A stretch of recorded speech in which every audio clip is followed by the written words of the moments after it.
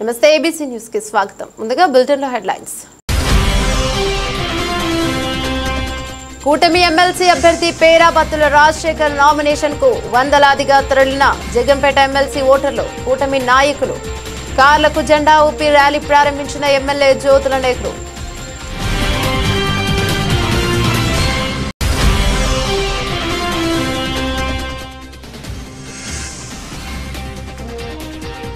గోదావరి బాలోత్సవం 3వ పిల్లల పండుగ జూలైకి వాయిదా వెల్లడించిన నిర్వహణ కమిటీ ప్రతినిధులు.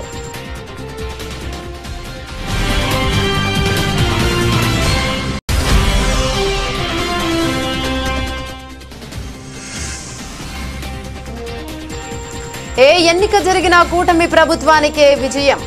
ప్రభుత్వంపై ప్రజలు పూర్తి విశ్వాసంతో ఉన్నారన్న ఎమ్మెల్యే గోరంట్ల. రైతులు ఎటువంటి రసాయనాలు లేకుండా పండించిన ప్రకృతి వ్యవసాయ ఉత్పత్తులు కొనుగోలు చేసి ఆరోగ్యవంతులుగా ఉండాలని వినియోగదారులకు జిల్లా కలెక్టర్ పి ప్రశాంత్ సూచించారు. సోమవారం స్థానిక కలెక్టర్ కార్యాలయ ఆవరణలో ప్రకృతి వ్యవసాయ ఉత్పత్తుల విక్రయ స్టాల్స్ ను జిల్లా వ్యవసాయ శాఖ అధికారి ఎస్ మాధవరావుతో కలిసి జిల్లా కలెక్టర్ పి ప్రశాంత్ ప్రారంభించారు. ఈ సందర్భంగా కలెక్టర్ పి ప్రశాంత్ మాట్లాడుతూ సేంద్రీయ వ్యవసాయంలో పంటలను పండించడం ద్వారా ఆరోగ్యకరమైన ధాన్యాలు, పండ్లు, కూరగాయలు లభ్యమవుతాయన్నారు. ఇక జిల్లాలో 38,061 రైతులు 40,268 ఎకరాలలో ప్రకృతి వ్యవసాయం చేస్తున్నారు. జిల్లాలో 390 ఏటీఎంలు మరియు 858 ఏ గ్రేడ్లు ఉన్నాయని, వాటిలో పండించిన కూరగాయలు, ఆకుకూరలను జిల్లాలోని 18 మండలాల్లో గత ఏడాది నుండి ప్రభుత్వ కార్యాలయాల వద్ద ప్రకృతి వ్యవసాయ ఉత్పత్తుల విక్రయ కేంద్రాలను ఏర్పాటు చేయడం జరిగిందన్నారు.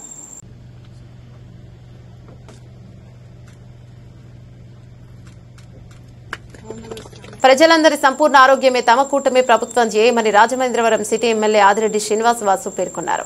అందరూ ఆరోగ్యంగా ఉంటేనే మానవ వనరుల సద్వినియోగమై సమాజ అభివృద్ధి చెందుతుందన్నారు. తిలక్ రోడ్డులోని తన కార్యాలయంలో 5గురికి 12 లక్షల సీఎం సహాయ నిధి చెక్లను లబ్ధిదారులకు అందజేశారు. ఈ సందర్భంగా ఎమ్మెల్యే ఆదిరెడ్డి శ్రీనివాస్ మాట్లాడుతూ తన నియోజకవర్గంలో ఇప్పటి వరకు సుమారు 1 కోటి విలువైన సీఎంఆర్ఎఫ్ చెక్కులు అందజేసినట్టే తెలిపారు. తమ ప్రభుత్వం వైద్యానికి అధిక ప్రాధాన్యతనిస్తోందని, రాష్ట్ర ప్రజలంతా ఆరోగ్యంగా ఉండాలనేది ముఖ్యమంత్రి చంద్రబాబు నాయుడు సంకల్పమన్నారు. అందుకే ఎన్టీఆర్ వైద్య సేవల ద్వారా పేదలకు ఉచిత వైద్యం అందిస్తున్నారని తెలిపారు. ఎన్టీఆర్ వైద్య సేవలు వర్తించని పేదలకు సీఎం సహాయ నిధి ఆర్థిక నుంచి సాయం అందజేస్తున్నామని చెప్పారు. గత 5 ఏళ్ల వైసీపీ పాలనలో రాజమండ్రిలో సీఎం సహాయ నిధి నుంచి ఒక్క చెక్కు కూడా ఇవ్వలేదని విమర్శించారు.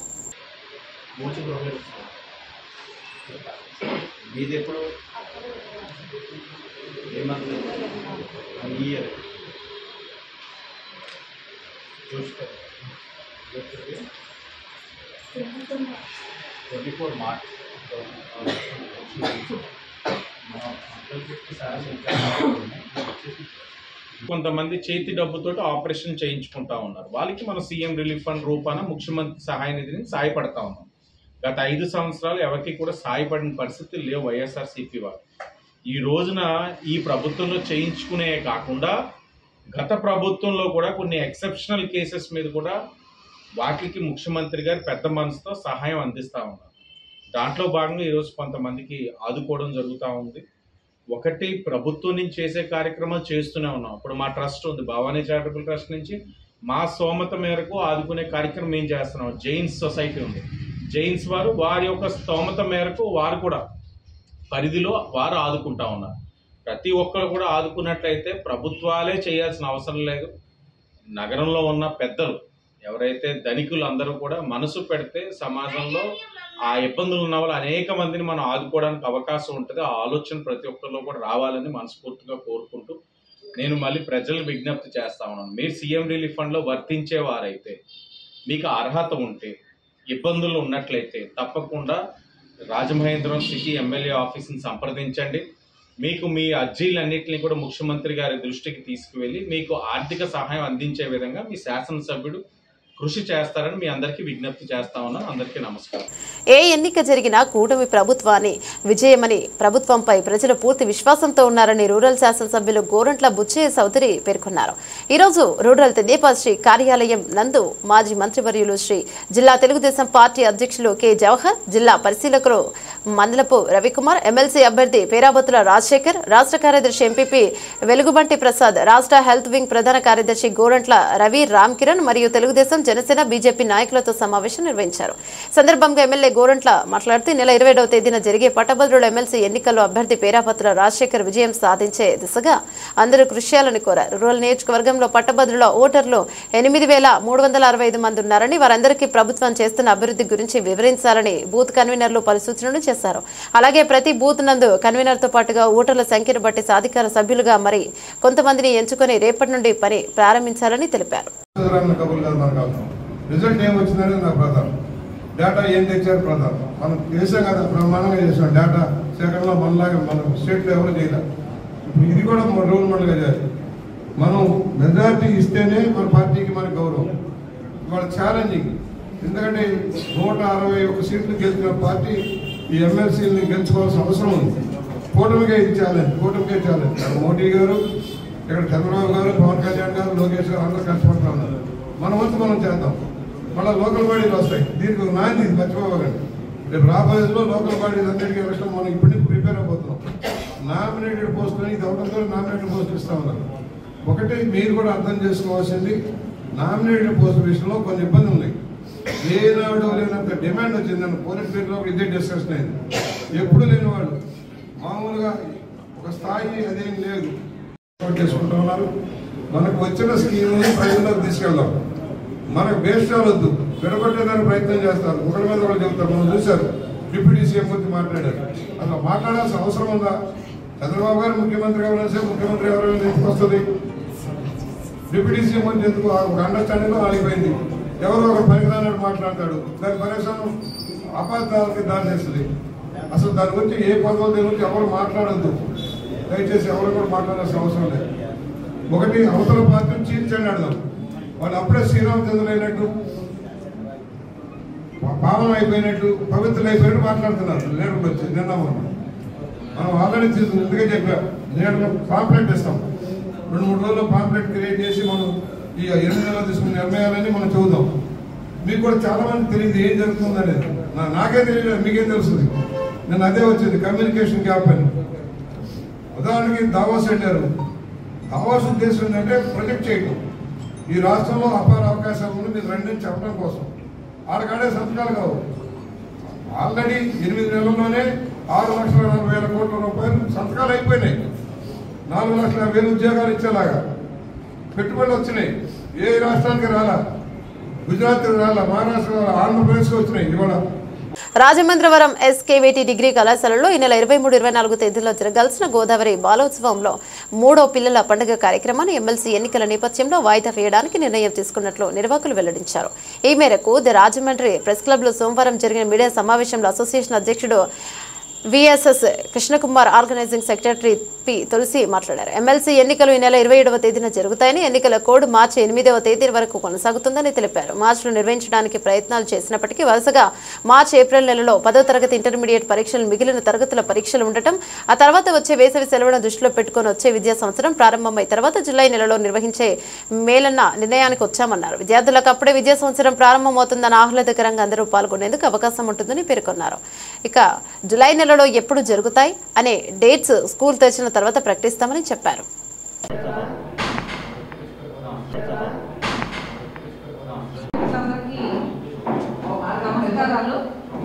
గోదావరి బాలోత్సవం కార్యక్రమానికి సంబంధించిన వివరాలు గోదావరి బాలోత్సవం అసోసియేట్ అధ్యక్షులు కృష్ణకుమార్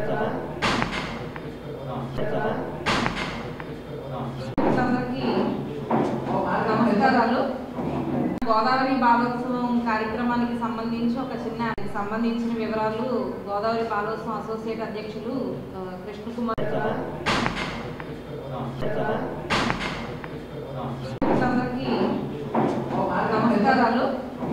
గోదావరి బాలోత్సవం కార్యక్రమానికి సంబంధించిన వివరాలు గోదావరి బాలోత్సవం అసోసియేట్ అధ్యక్షులు కృష్ణకుమార్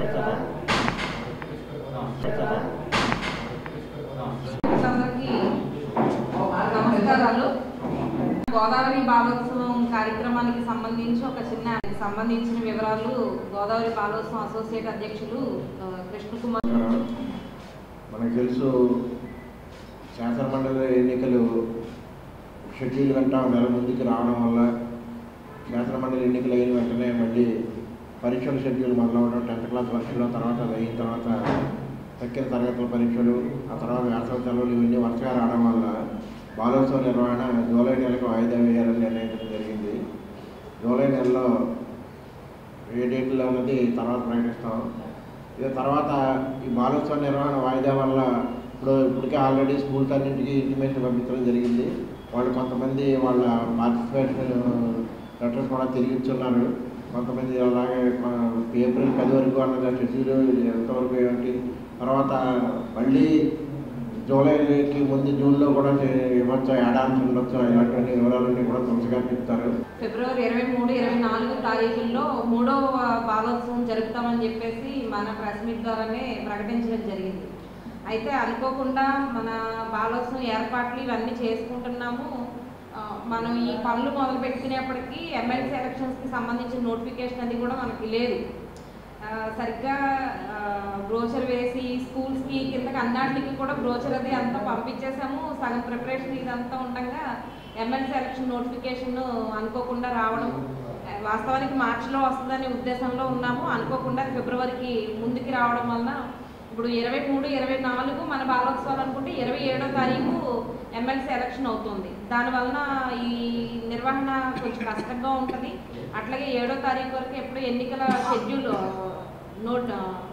ఎన్నికలకి సంబంధించిన కోడ్ అది కూడా ఉంటుందని చెప్పేసి అంటూ ఉన్నారు.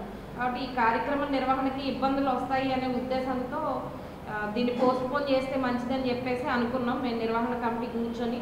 అయితే డేట్లు తర్వాత డేట్స్ కొన్ని మార్చిలో కానీ ఏప్రిల్లో కానీ పెడదామని అనుకున్నా వరుసగా 10th ఎగ్జామ్స్, ఇంటర్ ఎగ్జామ్స్ ఒకళ్ళ తర్వాత ఒకరికి వరుసగా ఎగ్జామ్సే ఉన్నాయి. మార్చి నెల, ఏప్రిల్ నెల కూడా. దానికోసం అని చెప్పి ఇంకా ఇట్లా కాదని చెప్పి సమ్మర్ హాలిడేస్ అయిన తర్వాత జూన్లో స్కూల్స్ తీస్తారు కాబట్టి జూలైలో అయితే పిల్లలకి కూడా అదొక వెల్కమింగ్గా ఉంటుంది. ప్రారంభం విద్యా సంవత్సరం అనేది ఒక మంచి ఆహ్లాదకరమైన వాతావరణంలో, ఒక పండగ వాతావరణంలో మొదలు పెట్టినట్టు ఉంటుంది పిల్లలకు కూడాను అనే ఉద్దేశంతో జూలై మొదటి 2 వారాల్లో డేట్లు చూసుకొని అప్పటికి పెట్టాలని చెప్పేసి అనుకున్నాము. అయితే స్కూల్స్కి సంబంధించిన విద్యా సంవత్సరం క్యాలెండర్ అనేది గవర్నమెంట్ ప్రకటిస్తుంది. అది విద్యా సంవత్సరం మొదలైన తర్వాత ప్రకటిస్తారు కాబట్టి ఆ అకాడమిక్ ఇయర్ మొదలైన తర్వాత గవర్నమెంట్ ప్రకటించిన క్యాలెండర్ ప్రకారం మేము డేట్లు నిర్ణయించి అప్పుడు పిల్లలకి చెప్దామనే ఉద్దేశంతో మేము ఇప్పుడు డేట్లు అనౌన్స్ చేయట్లేదు. బెనై ఎఫ్రా సంస్థ వార్షిక సమావేశానికి ఈ నెల 11వ తేదీ మోరంపూడిలో ఉన్న బీఆర్కే గార్డెన్స్ కళ్యాణ మండపంలో నిర్వహిస్తున్నట్టు సంస్థ అధ్యక్షుడు రబీ యహాషువా వెల్లడించారు. ది రాజమండ్రి ప్రెస్ క్లబ్లో సోమవారం జరిగిన మీడియా సమావేశంలో ఆయన మాట్లాడుతూ హిబ్రూ బైబిల్ కాంటెస్ట్ ఇస్రాయెల్ సాంప్రదాయం ప్రకారం బెనై ఎఫ్రా అధ్యక్షుని వివాహం ఇస్రాయెల్ మార్గదర్శకత్వంలో నైతిక విలువలను స్వీకరించే కార్యక్రమం జరుగుతుందని వివరించారు. గత 30 సంవత్సరాలుగా సంస్థ పలు సామాజిక సేవ కార్యక్రమాలను విస్తృతంగా నిర్వహిస్తోందని, రాబోయే రోజుల్లో చేపట్టే కార్యక్రమాల వివరాలు కూడా ఇస్తారన్నారు. ఇస్రాయెల్ భారతదేశం మధ్య సత్సంబంధాలు నెలకొల్పడమే లక్ష్యంగా కార్యక్రమాలు జరుగుతాయని వివరించారు. సమావేశంలో ప్రోగ్రాం డైరెక్టర్ కె కేష్మాల్, సెక్రటరీ కె ఏష్వాహు, కేమోషు మరియు ఏఆర్ ఆల్ రామ్మోహన్ తదితరులు పాల్గొన్నారు. అంటే ఇంకొక విషయం కూడా ఉంది. బైబుల్కి మూలం హీబ్రూ భాషలో హెబ్రీలు లేదా ఇశ్రాయేల్ దేశంలో ఉన్నటువంటి ప్రజలు దాన్ని హీబ్రూ బైబుల్గా కాదు, మొట్టమొదటిగా హిబ్రూలో అది వచ్చింది కాబట్టి హీబ్రూ బైబుల్ అనే ఒక నామకరణం దానికి. అనేక మంది అనేక దేశాల నుంచి ఈ సమావేశాలకు రావటం అనేది జరుగుతుంది. బెనై ఎఫ్రాయిం సంస్థ 2025లో వార్షిక సమావేశాన్ని రాజమండ్రిలో నిర్వహించనున్నది. అది రేపు మంగళవారం 11వ తేదీ ఉదయం 9 గంటల నుంచి సాయంత్రం 5 గంటల వరకు జరగనుంది. ఈ సమావేశంలో 5 విషయాలు చోటు చేసుకుంటాయి. ఒకటి హీబ్రూ బైబిల్ కాంటెస్ట్, దానికి క్యాష్ ప్రైజులు కూడా ఉంటాయి. అలాగే ఇస్రాయేలు దేశానికి, ఇస్రాయేల్ ప్రజలకు మద్దతు ఇచ్చి వారి యొక్క బందీలను విడుదల చేసే కార్యక్రమానికి ర్యాలీ కొనసాగిస్తున్నాం. అది కూడా ఈ సమావేశంలో చోటు చేసుకుంటుంది. అలాగే బెనై ఎఫ్రాయిం సంస్థ అధ్యక్షులు రబ్బీ యెహోషువ యాకోబీ వివాహం జరగనున్నది కాబట్టి ఆ విషయం కూడా చోటు చేసుకుంటుంది. తర్వాత ఇస్రాయేలు ప్రజల ఇస్రాయేలు సాంప్రదాయ నైతిక విలువలను ఒప్పుకొని దాన్ని స్వీకరించే కార్యక్రమం కూడా జరగబోతుంది. అలాగే బెనే ఎఫ్రాయిం సంస్థ యొక్క ముఖ్య గోల్స్, ఉద్దేశాలు, రాబో కార్యక్రమాల గురించి ఈ సమావేశంలో వివరించడం అనేది జరుగుతుంది. ఈ సమావేశానికి ఇస్రాయెల్ దేశం నుంచి, అమెరికా దేశం నుంచి, అలాగే కొంతమంది స్నేహితులు కొరియా దేశం నుంచి కూడా రానున్నారు. బెనే ఎఫ్రా సంస్థ వార్షిక సమావేశాన్ని 11వ తేదీన మోరంపూడిలో ఉన్న బీఆర్కే గార్డెన్స్ కళ్యాణ మండపంలో నిర్వహిస్తున్నట్లు సంస్థ అధ్యక్షుడు రబ్బీ యహోషువా వెల్లడించారు. రాజమండ్రి ప్రెస్ క్లబ్లో సోమవారం జరిగిన మీడియా సమావేశంలో ఆయన మాట్లాడుతూ హిబ్రూ బైబిల్ కాంటెస్ట్ ఇస్రాయెల్ సాంప్రదాయం ప్రకారం బెనే ఎఫ్రా అధ్యక్షుని వివాహం ఇస్రాయెల్ మార్గదర్శకత్వంలో నైతిక విలువలను స్వీకరించే కార్యక్రమం జరుగుతుందని వివరించారు. గత 30 సంవత్సరాలుగా సంస్థ పలు సామాజిక సేవా కార్యక్రమాలను విస్తృతంగా నిర్వహిస్తోందని, రాబోయే రోజుల్లో చేపట్టే కార్యక్రమాల వివరంలో కూడా ఇస్తారన్నారు. ఇస్రాయెల్ భారతదేశం మధ్య సత్సంబంధాలు నెలకొల్పడమే లక్ష్యంగా ఈ కార్యక్రమాలు జరుగుతాయని వివరించారు. సమావేశంలో programme director K Ismail, secretary K Yehoshua, K Moshe మరియు ఏఆర్ ఆల్ రెహూమ్ పాల్గొన్నారు.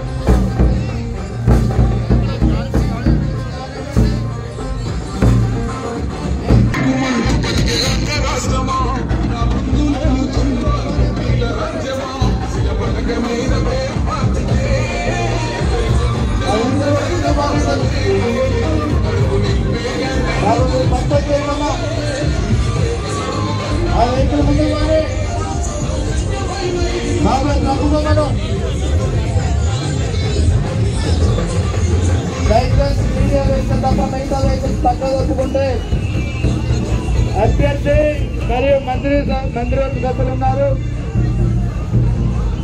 వారి లోపలికి వెళ్ళి నామినేషన్ వేస్తారు. దయచేసి దారి ఇవ్వండి.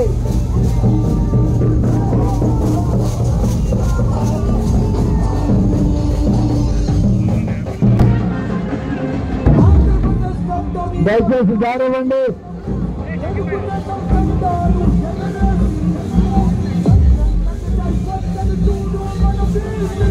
బాబు దయచేసి దారి ఇవ్వండి. మిగతా వాళ్ళందరూ ఇక్కడ ఆగిపోండి.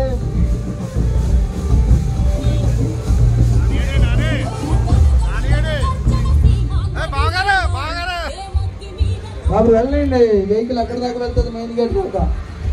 వెళ్ళలేరా? రామానాయుడు గారు వెళ్ళలేరట, కింద దిగుతారా? ఓకే.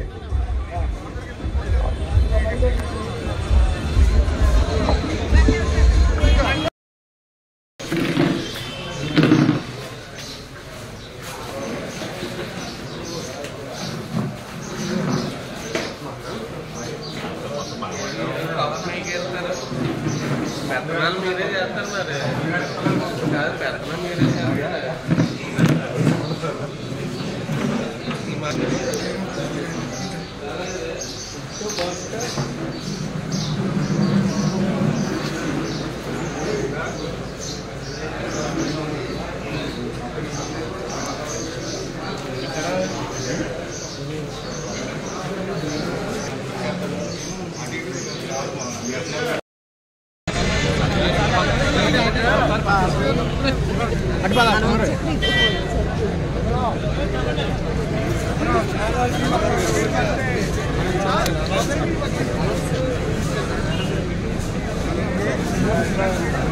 अरे नवीन अरे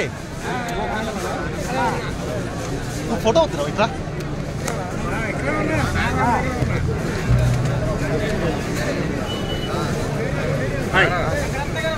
अरे नवीन अरे फोटो होती है फोटो दी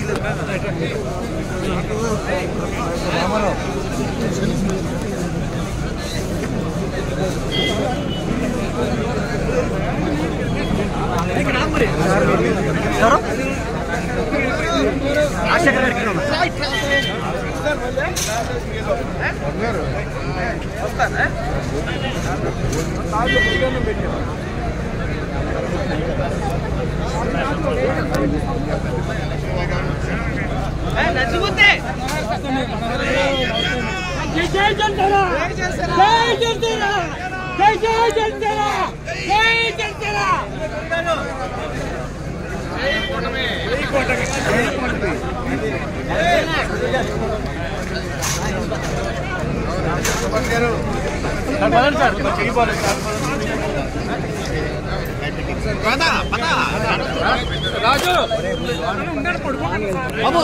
विजयी भव राजशेखर गाరు विजयी भव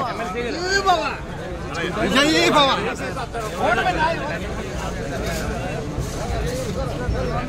राजशेखर गाరు विजयी भव विजयी भव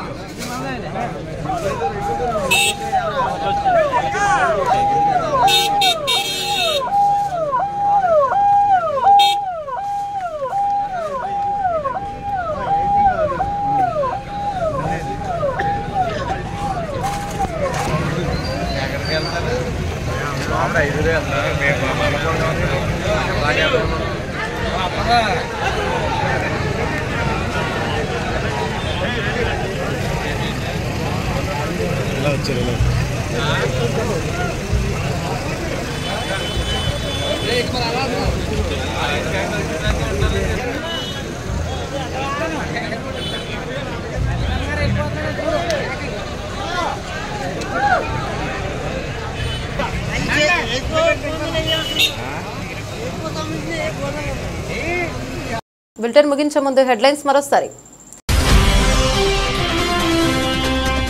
కూటమి ఎమ్మెల్సీ అభ్యర్థి పేరాబత్తుల రాజశేఖర్ నామినేషన్ కు వందలాదిగా తరలిన జగంపేట ఎమ్మెల్సీ ఓటర్లు, కూటమి నాయకులు. కార్లకు జెండా ఊపి ర్యాలీ ప్రారంభించిన ఎమ్మెల్యే జ్యోతుల నెహ్రూ.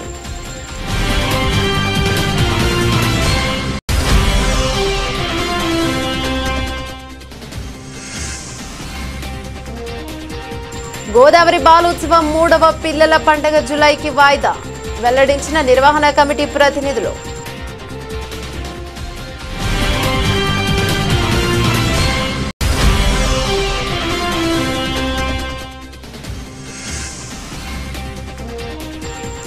ఏ ఎన్నిక జరిగినా కూటమి ప్రభుత్వానికే విజయం. ప్రభుత్వంపై ప్రజలు పూర్తి విశ్వాసంతో ఉన్నారన్న ఎమ్మెల్యే గోరంట్ల. ఇవి బులెటిన్లోని అప్డేట్స్. మరో బులెటిన్లో మళ్ళీ కలుసుకుందాం. అంతవరకు సెలవు. నమస్తే.